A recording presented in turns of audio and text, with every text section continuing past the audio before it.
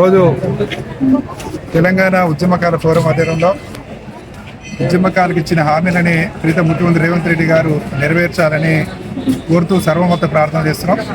దానిలో భాగంగా ఇక్కడ ఓల్డ్ సిటీలో చాలా ప్రసిద్ధి చెందినటువంటి ఆలయం, పురాతన ఆలయం భాగ్యలక్ష్మి అమ్మగారి ఆలయానికి వచ్చి ఇక్కడ పూజలు చేయడం జరిగింది. ఈరోజు ఉదయం చర్చిలో అదేవిధంగా మసీదు నుంచి భాగ్యలక్ష్మి గారి ఆలయానికి రావడం జరిగింది. ఈ సందర్భంగా ఇక్కడ ఏ మొక్కుకున్నా కానీ అది నెరవేరుతుంది. తప్పకుండా రేవంత్ రెడ్డి గారికి మరి అమ్మగారు కళలోకి వచ్చి తప్పకుండా ఉద్యమకాలకు ఇచ్చిన హామీలు నెరవేర్చాలని గట్టిగా చెప్పుద్దని మేము భావిస్తున్నాం.